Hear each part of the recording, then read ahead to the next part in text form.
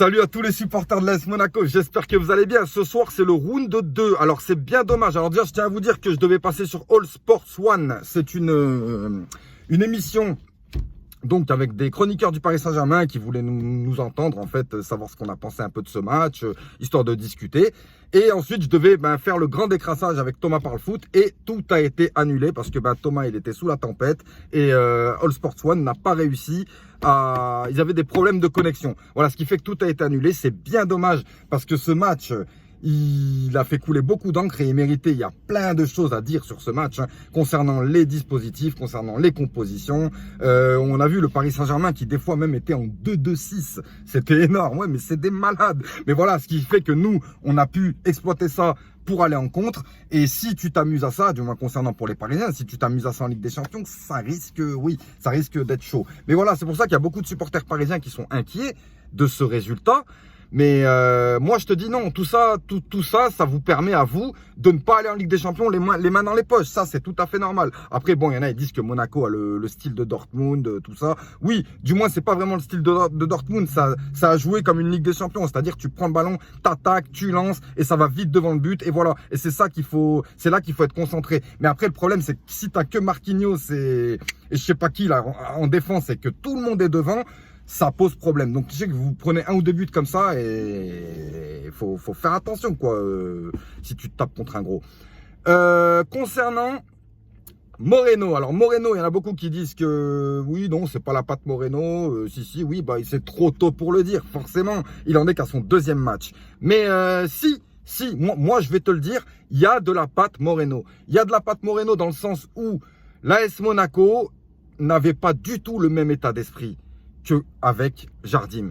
Ils avaient envie d'attaquer, ils avaient envie de jouer. Et après, maintenant, attention, je ne suis pas en train de remettre en cause Jardim, mais je savais, moi je vous le disais tout le temps, qu'on était impressionné face à cette équipe du PSG, alors qu'il n'y avait pas lieu d'être impressionné. Mais avec Jardim, on aurait forcément abordé ce match avec un aspect beaucoup plus défensif. Un peu plus défensif, même si tu veux, mais plus défensif. Mais comme on sait, la meilleure défense, c'est l'attaque. Quand tu joues contre un club comme le Paris Saint-Germain, tu sais que tu vas en prendre minimum 3. Donc, il faut que tu en mettes 3, voire 4. Tu vois le délire? Voilà. Donc, Moreno, pour moi, il apporte un style de jeu, il apporte une envie et il apporte un jeu où on attaque. Et ça, c'est important parce qu'on a des joueurs comme Keita Baldé, comme Gelson Martins. Et moi, quand je vois Gelson Martins piston droit pendant 6 mois, ça m'énerve parce qu'il n'est pas utilisé à sa juste valeur. Et quand tu vois Keita Baldé limite porte-bouteille, oh, Keita Baldé 30 millions porte-bouteille, tu te moques de moi ou quoi? Mais bon, voilà, avec Jardim, on savait jamais ce qui allait se passer. Et puis en plus de ça,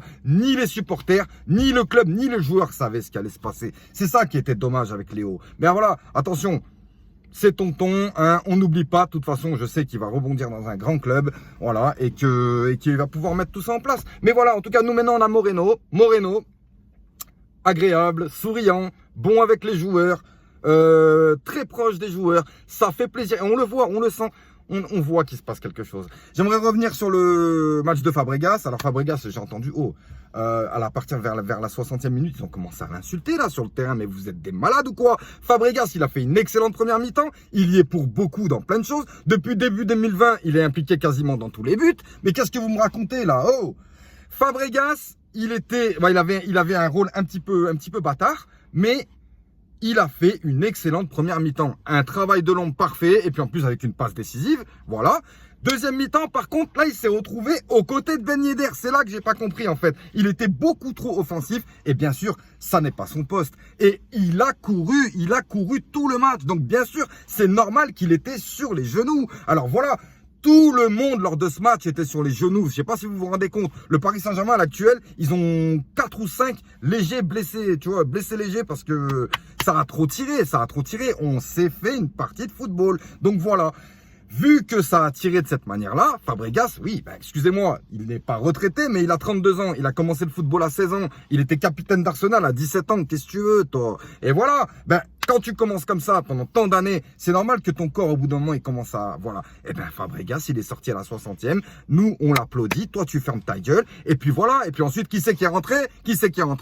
Islam Slimani pour le 3e but. Voilà. Mais C'est ça qui est embêtant en fait avec les journalistes sportifs parce qu'ils nous ont insultés pendant... maintenant ça fait maintenant 2 ans, hein, tu sais, toi si t'es supporter monégasque, tu le sais. Mais allez-y maintenant, ne vous gênez surtout pas, continuez à nous lécher. Normal quoi, les mecs, normal. Oui, il y a aussi... bon, j'ai pas l'habitude logiquement, mais AZ Story. AZ Story, dans son débrief, il a parlé de Rocher Suchard, je sais pas quoi. Et il parle comme quoi, encore une fois, la VAR va aider le Rocher Suchard de Monaco. Non, AZ, quand t'es pas renseigné, ferme ta gueule. Par contre, ça, c'est un bon point pour toi. Ferme-la, ferme-la. Pour en revenir à ça, l'AS Monaco, c'est le club le plus... le plus... Comment t'expliquer la VAR, t'as bien vu même contre le Paris Saint-Germain, chaque but on appelle la VAR pour savoir, si le but il est valable. C'est quand même grave. Voilà. Et je te rappelle que tu as une main qui n'est pas sifflée, AZ Story. Enfin bref, voilà, je vais même pas m'épancher avec ça.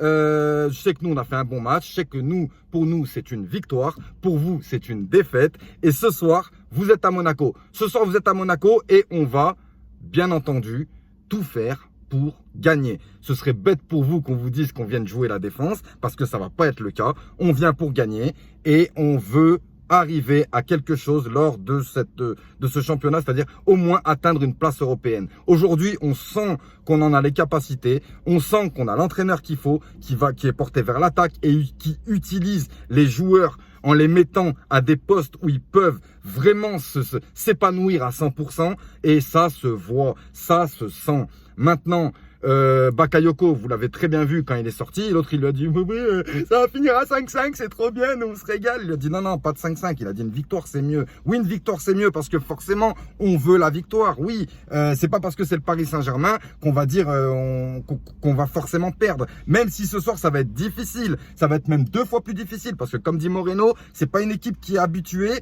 à avoir deux mauvais résultats de suite, pardon. Ouais, désolé, mais 2 mauvais résultats de suite. Et ce soir, à mon avis, enfin, je veux dire, si le Paris Saint-Germain il se présente sur le terrain comme tu sais à PES avec les flèches vertes en haut là, voilà, ben là tu sais très bien qu'ils sont inarrêtables. Hein. Ils en ont pété du monde le Paris Saint-Germain lorsqu'ils sont tous en forme et à fond. Donc, si c'est une équipe comme ça qui se présente ce soir, j'attends de l'AS Monaco qu'on soit tous aussi à fond, avec nos 4 fantastiques aussi. Bah oui, nos 4 fantastiques, parce que je vous rappelle que parmi nos 4 fantastiques, Keita Baldé, passe décisive, Wissam Ben Yedder, but, Islam Slimani, but, et Gelson Martins, but. Donc les 4 fantastiques ont frappé. Et bon, là, on en a un en moins, là, Gelson Martins, d'ailleurs, heureusement pour Kurzawa, parce que j'ai vu que c'était Kurzawa qui allait peut-être être aligné, il aurait pas fini le match, Mais bon, Gelson Martins, peut-être au repos, c'est Aguilar qui va prendre sa place. Et puis pour le reste, je veux pas m'avancer, parce que de toute façon, c'est l'équipe qui a fait la compo, et moi, je me fais jamais sur le truc de l'équipe. Donc voilà. Et ben, par ça, oui, bah, je le fais dans ma voiture encore une fois parce que bah, sinon t'as pas de débrief tout simplement. Ouais, parce que je finis à 20h30, donc 20h30 le match, non, ça te sert à rien d'avoir un débrief 10 minutes avant. Voilà, tu m'as compris. Donc je suis dans ma voiture, je suis au boulot, je peux pas faire autrement. Donc si je suis dans ma voiture, c'est que je peux pas faire autrement. Après, c'est pas par envie, c'est pas par amour, non, j'ai mon studio, il y a pas de souci. Voilà. Je vous souhaite une bonne journée et puis restez confiants pour aujourd'hui. Je souhaite un joyeux match à mes amis du Paris Saint-Germain. Et bien entendu, je vais essayer, hein, je ne sais pas si ça va être possible, mais je vais essayer de vous faire un débrief à chaud tout de suite après le match. Mais je ne vous promets rien. Voilà, allez, à ciao les potos.